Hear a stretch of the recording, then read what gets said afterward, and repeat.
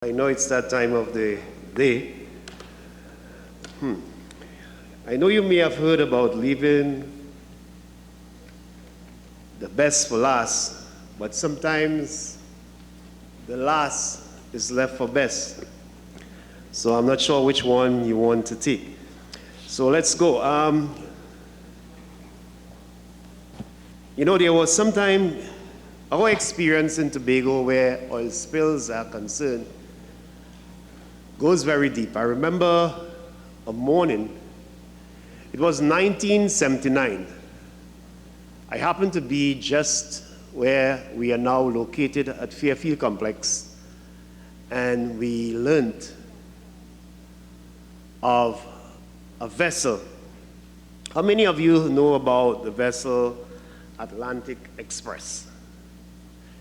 In 1979, to date, is the biggest oil spill the world have known just northeast of Tobago, 1979.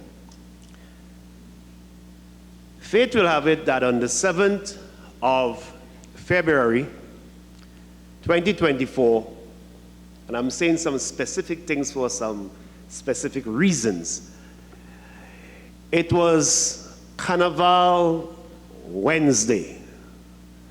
And my Trinidad colleagues may tell me what fete may have been taking place at the build-up to the Carnival festivity.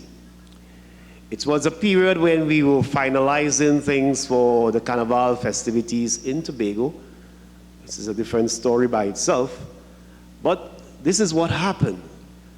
The island was impacted by an oil spill as a result of what some describe as a ghost vessel. However, it required coordination. In the first 24 hours of this spill, it was interpreted to be a search and rescue operation. Not too many people knew that, because through the reports that came in, it was impossible. Just around 7:20 in the morning on that Wednesday before Carnival, we were told, and I myself saw what you call social media clips of fishermen going out to sea and seeing what we are looking at here.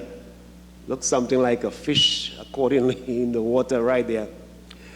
This is the beginning of what you call Operation Gulfstream 2024.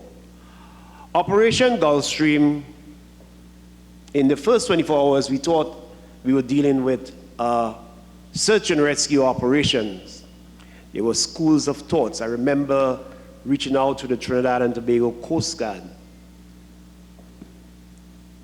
Maybe it's too early for me to talk a particular language in this presentation.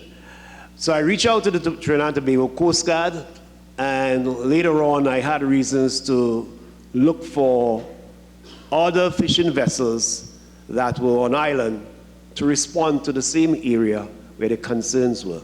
But we continued the communications. I remember reaching out to the EOC had to be activated almost immediately based on our assumptions. Some of the pundits were advising that the hull, there may be trapped air and there may be bodies that can be found inside of what you're looking at as a capsized vessel. Now that thing that looks as like a fish, if you look at it in a particular way, it's 300 feet. 300 feet. Each of those bars strips there are something close to just shy of maybe 3 feet. Each of these, if my observation and calculation works good. A little off, could be a little off. Yeah, but so it gives you an idea how long this vessel, 300 feet. And as a result of that, it required activation of the Emergency Operations Center, but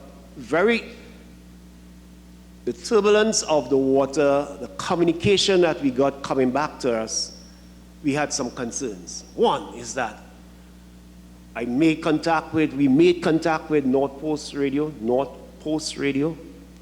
Remember that term? We always say North Post Radio. Did you hear any distress signal from any vessel? No. Did we see debris of any floating objects in the waters? No. Okay, then one of the videos identified that there was a stream of oil. Wow, and the person painted the picture for us. Protocols again, we decided that we will look towards checking the shoreline. So CERT did that for us. Community Emergency Response Team, they started checking. Shorelines have been impacted, and we're hearing conflicting reports. So of it being impacted in areas weirdly to further north or northeast of Scarborough. Those villages like Mount St. George, Pembroke, and some villages was reporting that they were seeing oil as well. It required a rush. I remember Tobago went through what you call a shock. In all our years of dealing with oil incident or hydrocarbon incident, I'll be using that term through this presentation, we never imagined something so gross. A catastrophic kind of impact on the environment, which measured about 15 kilometers of space. And therefore, it lends itself to a particular type of response. This is a picture of one of our first emergency meeting that was called almost immediately. You can see the Chief Secretary, the Honorable Farley Augustine, his deputy, the Deputy Chief Secretary, Dr. Faith B. Israel, and then you come around, and yours truly is somewhere in between there. And it required careful planning and action. These actions require making contacts with people like the EMA, IMA, OSH. We'll talk a little bit about OSH. You see those three people sitting on the side across there? Oh my goodness, they make things really safe, but very tricky in terms of how to get the balance between doing it right and in a safe way, and also getting it done speedily. The Ministry of Energy and Energy Enterprise played a very key role in that. Going back into history, I remember just around 2007, 2009, there were some plans in terms of how we deal with oil spill in the country. And it was lacking a lot. For Tobago, they said Tier 3 response will be coordinated by the Coast Guard. That was the thinking back then. And that's one of the reasons in the presentation went by before. What worked then cannot be worked out. Now, there are two instruments that we used during the activation of the Emergency Operations Center, two major documents. One, the National Oil Spill Contingency Plan, and the Tobago Oil Spill Contingency Plan. I consider it to be my Bible. If you go right now, there's a leather bag you normally will see me with. It's always inside of there because it speaks to some fundamental things about the policy statement of the government of Trinidad and Tobago and that of the Tobago House of Assembly where these oil spills are concerned. Hydrocarbon, the Ministry of Energy and Energy Industries have a key responsibility in the coordination. They are the owners of the document itself. And the response strategy required you to contain, recover oil offshore, protective sensitive areas along the shoreline, such as our mangroves, and to minimize environmental impact, it requires some work. The pictures you're looking at in the early stages of the operation involve some of these, and I really thank God for the persons, the amount of professional help that came to we surrounded ourselves with a number of experts in the subject matter experts in the area.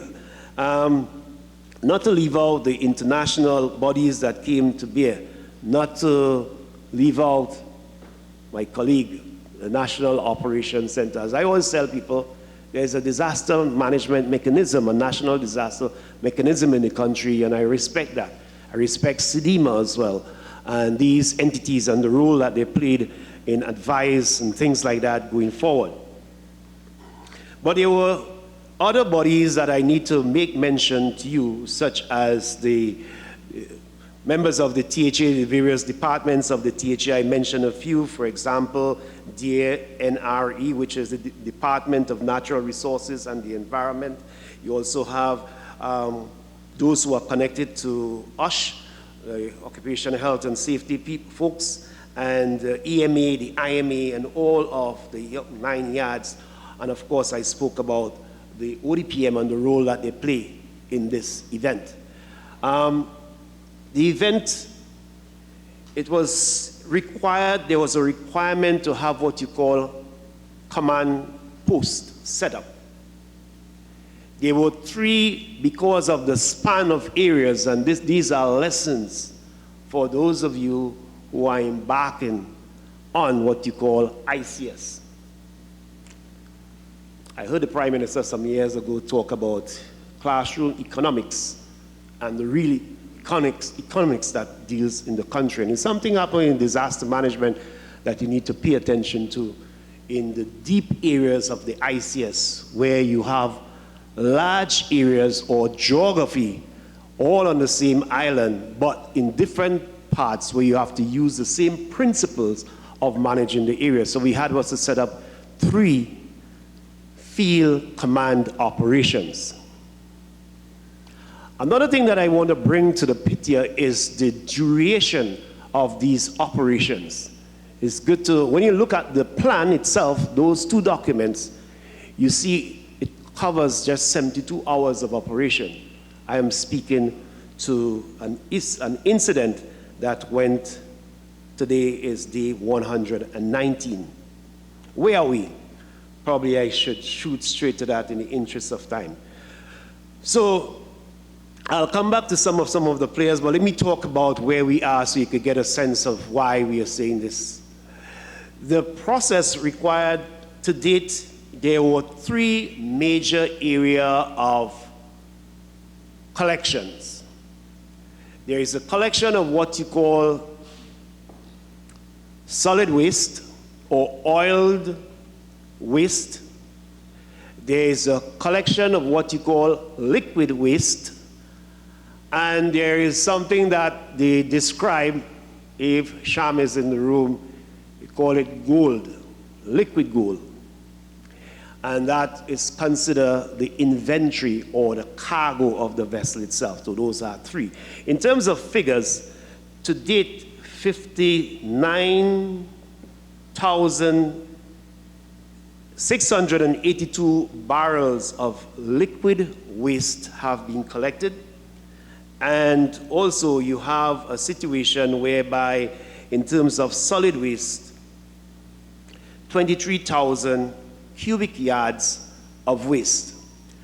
I want to give you a little joke too. I learned something from these guys as to how they do their measurements. You realize we jump from cubic, one side of measurement, to yards. So a truck, for example, with solid waste could be comprised of not just weight, it could be mixed with sargassum, and therefore the cubic measurement of the lorry could be a bit tricky, in the sense that you may be carrying, is like shipping a stone to a rock to the US, and you're carrying diamonds in a small package, but one is valuable And although the value of it doesn't mean that you have to fit, the freight is different. It doesn't mean that the freight of the high value can be shipped. So you have a situation like that. One of the things that we had to do quickly was to establish what we will do with the liquid waste and what we will do with the hydrocarbon solid waste or the oil matters, for example, absorbent booms. And as I talk about absorbents and things like that, those were important elements. And the island of Tobago, based on the Tobago Oil Spill Contingency Plan, the expressions in that document speak to Tobago having what you call a Tier 1 response. It speaks to categories of response. In another discipline, you may hear about categories or levels of response. So a category 1 is that it's a localized, whether it's happening on a plant where you operate, maybe a shop where you may be operating and using oils and you may have a spillage, maybe on the port or something like that. And that's considered a level 1. Tobago was expected, according to the plan, to be able to respond. So we had maybe 1,600 feet of booms, 24-inch booms. Now, what are 24-inch booms? Those are barriers that are buoyant. You place them in, it's like tubes, and with the diameter comes in varying diameter size, made out of a very strong material that allow it to withstand some bonks and some lashes in the sea, things like that material. But the diameter is very important, so that is something I want to share with even our regional partners who is in the room and those of you who may have an experience. The sea conditions play a serious role in that the southwestern end of the island on the Atlantic side is extremely rough. Turbulency of the water, wave energy, and the behaviors of these booms and the diameter speaks volume. In other words, the circumference of this seat may be about 30 inches thereabout. And therefore, I'm saying to you, from our experience, we just had 24-inch diameter booms and 1,600 feet inland. Was it sufficient? No, it was not. Having 15 kilometers of space to deal with, we had to call in the giants, and they presented themselves. Heritage, tiger tanks. The ministry, the leadership coming out from the Ministry of Energy, a great colleague of mine who operates inside of there, God bless his soul. What's his name? I could call his name. What's his name? Mark Rudder. Mark Rudder, I remember in 2012, 2013, we were dealing with this same matter. It's one of the piece of documents in terms of plans that I know in the Republic of Trinidad and Tobago that was signed off by a minister. We have been operating a lot with plans that are in draft stage, either waiting to be seen, waiting to be elevated up, to be taken in a particle. But that's a story for a different time. But that document was signed off, and therefore the policy statement of the government of the Republic of Trinidad and Tobago spoke to issues such as abatement, combativeness, how you combat it, and promptness. Those are the three salient words that move me to act in a particular way, because it was very uncomfortable in the days after as it relates to OPR. That's a different story for a different day. You know, Stewart, I remember in the early days, we were visited by two important companies. I'll speak to this one, Petrobras. Petrobras is a company or body out of Brazil who had a similar experience in 2019. So the through the Ministry of Energy and the government of Trinidad and Tobago, and their own interests as well, they decide to come to our aid and say, listen, this is not a walk in the park. We asked them questions like, what will it cost? At that day, that was just about 2 weeks into the operations. They indicated to me that 25 million, so I'm thinking now in TT. That was my first shock. I said, how long do you think this will last? They say the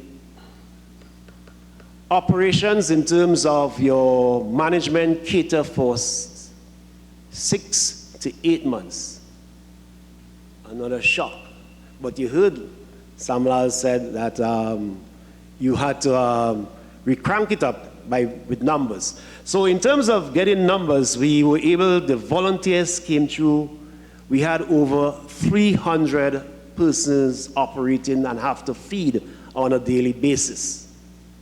Well, the first came as volunteers, and therefore it was really, sometimes it moved up to 40 cases of water.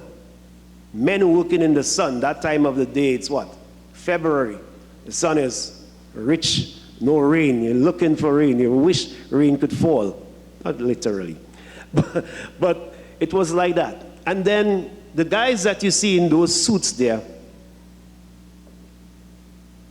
those are good pictures, nice pictures. I always tell my PR person, but they have a different thought. If you show them looking too dirty, it sends a different signal. But I don't think so. But that's my own opinion. But those guys, to put on those suits, they have on 2 layers of gloves. One that they put on their hand first, and then they put on the gloves that can deal with the hydrocarbon itself. Now, the disposal of those wastes, like for example, that stuff you're seeing in front of you, can be easily, from my observation, called what is described as oiled waste. Sargassum, at the same time, played a very interesting. So we were dealing with preparing for a hazard, and we had to activate our sargassum plan as well. Sargassum is one of the things that have been plaguing Tobago in a very real way since 2011. And the Caribbean, I've advised my colleagues in Sidima that you need to put it high, very high, on the list of hazards, especially for the Caribbean purpose, because sargassum is here to stay. You would have heard me mouthing about, COP28. The sea is getting warm, hotter, and therefore the areas that although it gains its name from an area in the sea called the Sargasso Sea, ladies and gentlemen, Sargasso is coming from way down South America and traveling up. And that's the reality, even though the nomenclators give it that name. But the reality is that the seas are very warm. And we had to deal with that, but it was a blessing in disguise, easy to clear up, because this sargassum was coming into contact with the oil. And in some areas, some beaches, it made it easy for what you may call scraping. And there is a technique that they call tilling, where instead of, when I say scraping, instead of digging, they scrape. So that was one of the issues that I have. So there are 2 lessons there. One is that the energy of the Atlantic needs to be taken into consideration. So my colleagues up the islands, keep that in mind, that you need anything in excess of 48-inch booms. Those are the type of booms that you need to deal with the Atlantic, otherwise it will work. Anchoring became an operational issue for us with the tidal condition and wave energy again. Anchoring booms, the designers of the persons who made these booms sometimes, I'll ask for them to be anchored in a particular way where the sandy soil is not what we had down at that in Cove, just off the southwestern end of the Cove area. And sea conditions, limitation in terms of our response capability meant that we had to bring in additional help, needed additional resources. Another crazy thing that happened is payment to contractors. The THA would have committed some $13 million, between $13 to $15 million for this particular thing. Very early o'clock it was made available. Huh? TT. I didn't finish the story about that. So the 25 million that I heard was actually US. So based on the monthly projections that we were using, we utilized the ICF system, and therefore you would have seen where the accounts and admin area played a very instructive role in measuring. This is where ICS system was tested to the limit in terms of the function of what you call the command staff and your general staff and the sections and the various chiefs and the repetitiveness of it in various locations, the 3 locations that I spoke about. But that became a very major issue in terms of cost and the payment, and today it is still a major issue as to how they are going about the payment mechanism through the Tobago House of Assembly, and even there are areas of concern. There were 2 major groups of operations.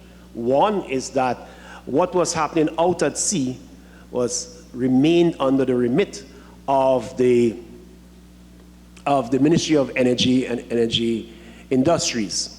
The process is one whereby you did the containment. One of the things that we did well in that whole exercise, in no way we wanted the oil or the hydrocarbon, safely use that term, hydrocarbon to impact the Caribbean seaside. That is where our pristine beaches are, and therefore we had was to bring in these contractors to be able to contain, boom off those areas so that they are not affected, and that was achieved. Another major achievement was that of the Port of Scarborough. Remember I said this was Carnival Wednesday. So, the Cabo Star, as a result of the presence, and we are talking about capacity here, of 2 islands. Because whenever the Cabo Star is in harbor, there is a conflict between that and the tourists. It was tourist season, well into the tourist season, and it was promised that the tourist boat was coming into the harbor. They were expecting 2 during the Carnival period. I think it was Carnival Tuesday, they were supposed to come to Tobago. And therefore, we had some issues there. Immediately, PAT, let me stay away from the acronyms, the Port Authority of Trinidad and Tobago indicated to us by letter, the management, the advice, pen a letter to Mr. Stewart indicating that in no way oil, hydrocarbon can come into contact with the intake of the vessels, the fast ferries. They are not friendly to sargassum, nor are they friendly to hydrocarbon because of the engines and how the engines operate.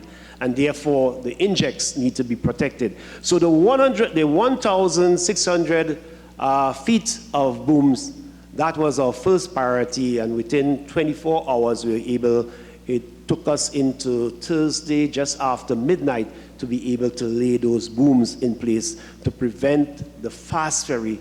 In no way we were going to let the fast ferry system shut down. However, getting resources to Tobago was a nightmare. The logistics.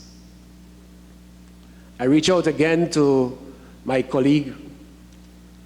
I think he was probably not in the country. And, but he reached out to me and he asked me Allan, what help you want, we are available to help. And that was a general conversation from most of these mega players that I'm speaking about here. And one of the things that was made available was the Trinidad and Tobago Coast Guard. They were able, within a reasonable time, being able to bring things up from ODPM and what they would have sourced for us in terms of getting resources to the island, because some of the major equipment that was needed, a truck tanker that carries 130 or 150 barrels is almost as long from here, from this table here to the end of the wall down there. We're talking about trailer type trucks carrying 130,000 barrels of oil. And therefore, if you multiply that by 44, am I correct? Just give me a nod.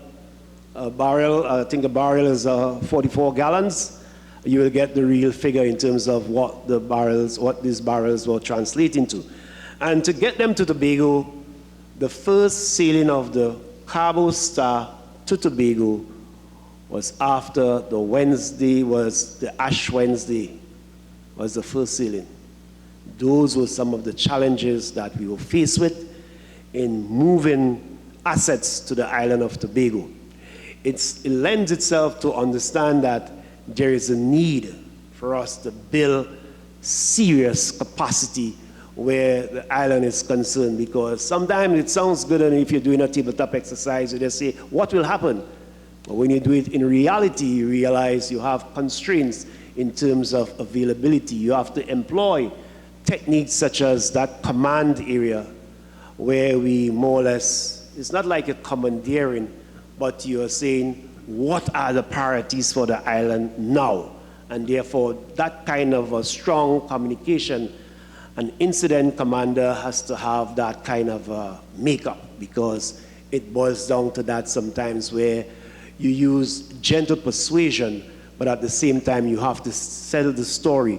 And one of the benefits of this type of arrangement is that the disaster management committee, what you saw first there in the activation, is comprised of the airport authority, comprised of the Port Authority of Trinidad and Tobago, the people from the various industries in terms of their ability to stay with us and to support us. Finally, another important player, as I start speaking about money, has to do with an international body called ITOF. The international body called ITOF is the International Tankers Owners Pollution Federation Limited. They played a very, and continue to play a very serious role in this 119 days operations. In other words, they are like the police of the world where oil spill is concerned. I think somebody used the statement compensation earlier on in one of their presentations. As we start speaking about this event, I must remind you that the Prime Minister came to Tobago, I think it was the Sunday after the event, and he did indicate, he said this is going to be expensive. I remember we had a meeting just before going to the media, and it was a serious question was asked. Who is in charge of this incident? And it required stepping up to the plate. And we said, we are coordinating it, sir. Now, there were some technicalities there, I must confess, based on the plan itself, but the logistics of the operation suggested that we take that mantle and move with it, because you were having a situation where the tier level response was, should I say, offshore, not on the main, but in the sister isle, and therefore it required that kind of a common sense approach to managing and coordinating it. One of the things is that we were able to do well is our capacity in crisis management software had over close to 2,000 entries. It's always here.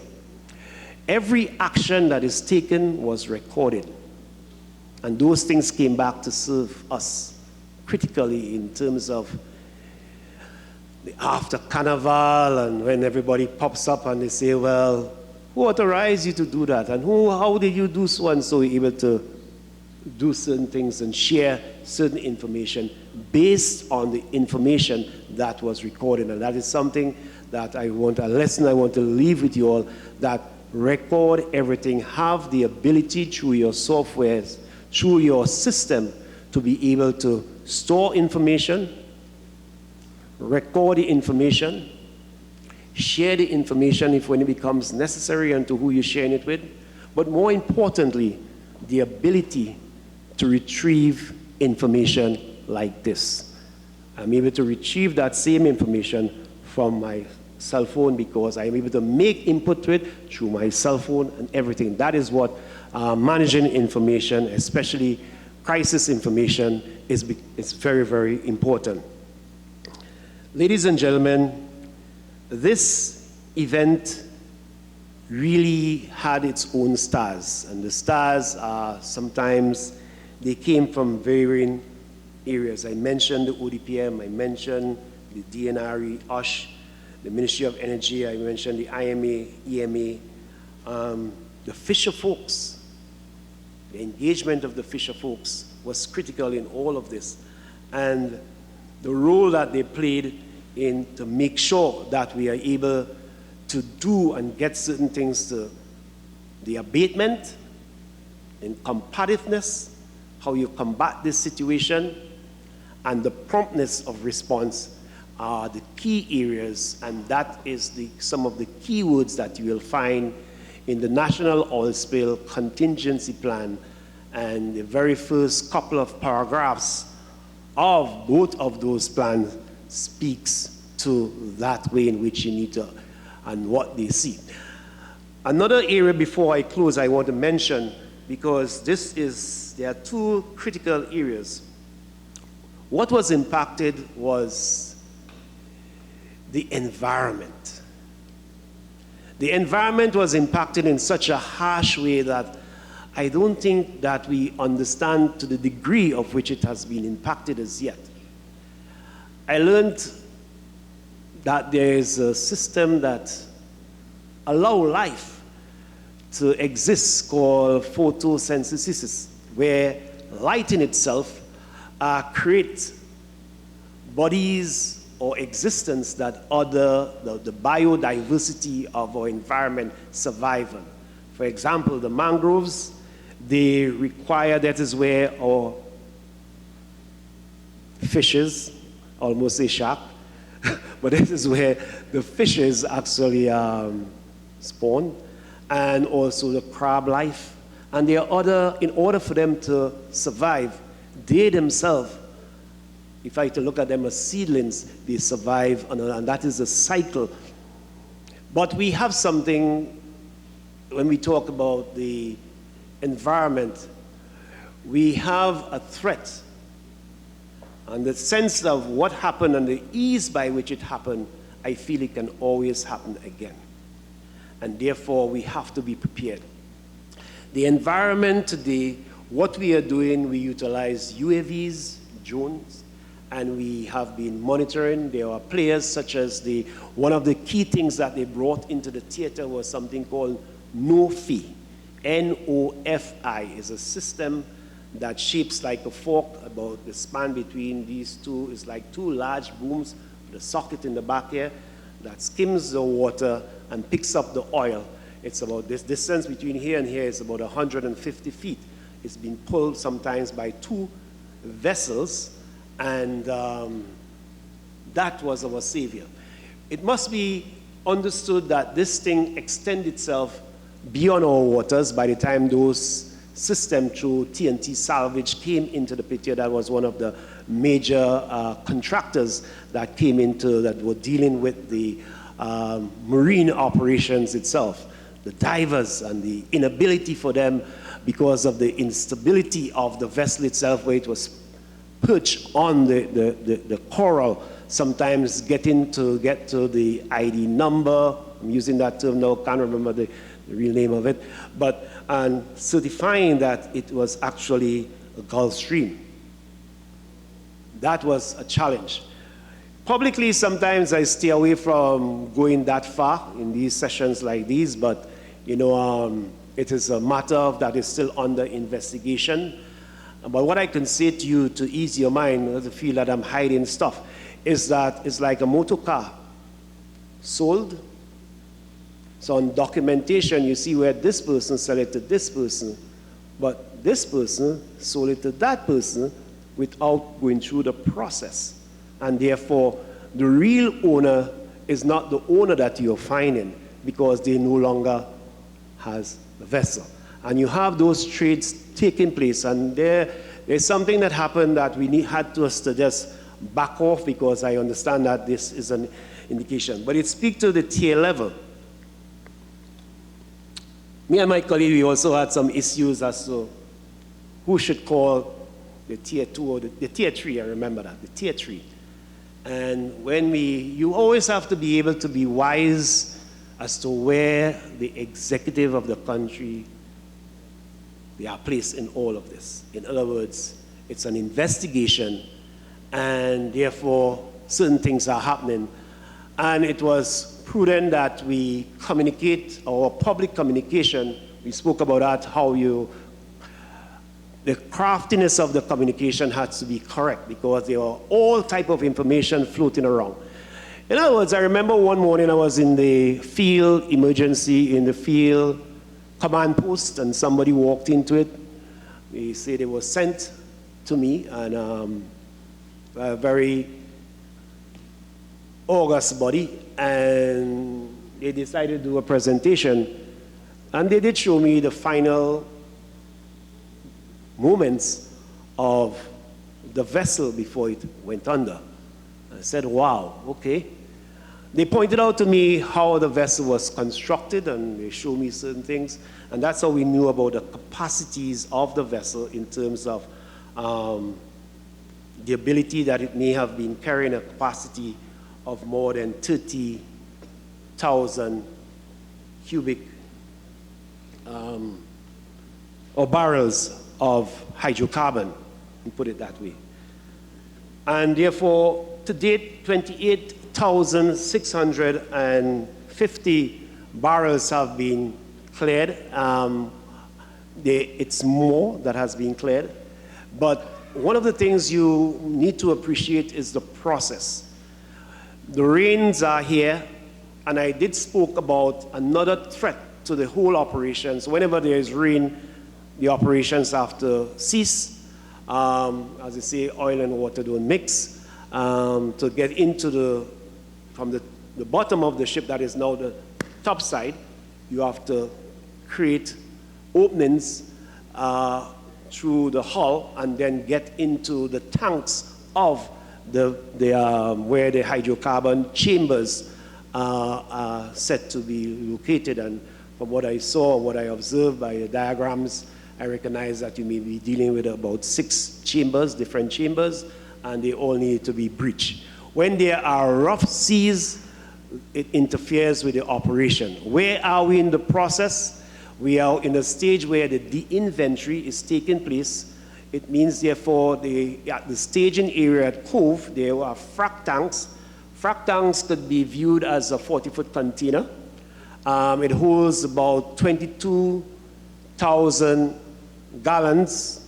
So I'm looking to my teachers in the room to see if I'm correct. They stick your finger up in terms of the abilities. 22,000 gallons each of those frac tanks hold.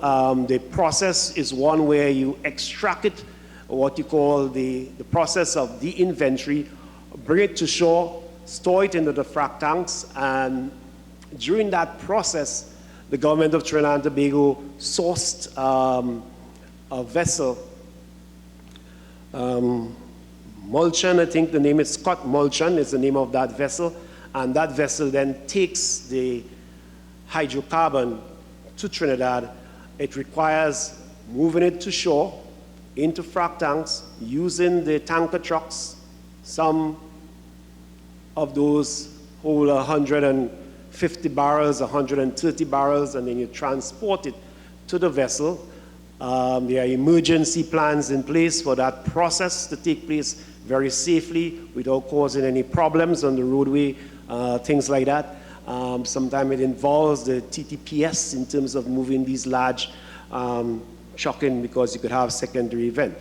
And the last problem that we have is what you call which Petrobras advised us on, is that of the waste management plan.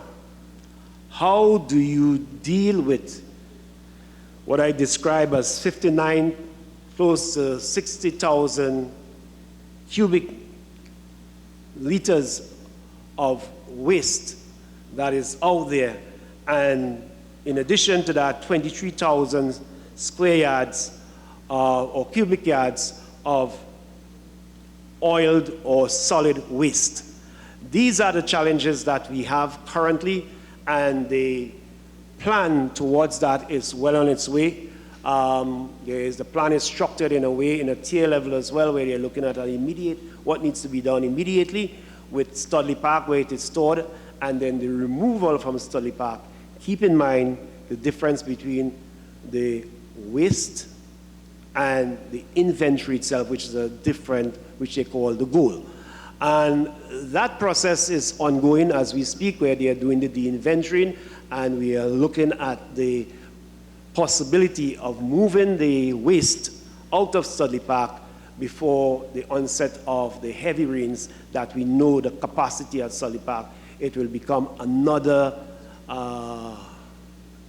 mishap or another misstep or another disaster that could be, we're trying to avert that from happening. So that is the situation, ladies and gentlemen, and that I wanted to share that story with you. I hope that what we have said, or what I have said here this evening, will help you to understand what transpired as a result of Operation Gulfstream, how it was managed, or how we continue to manage it, and what are the challenges going forward. And I hope all my colleagues receive their well-earned figures, and everybody will be able to walk away. I know the payments has begun, and people are being paid, but this event is going to go way over 100 mil, and therefore we are preparing ourselves for that. I'm speaking about 100. I'm speaking about TT this time around. Thank you very much.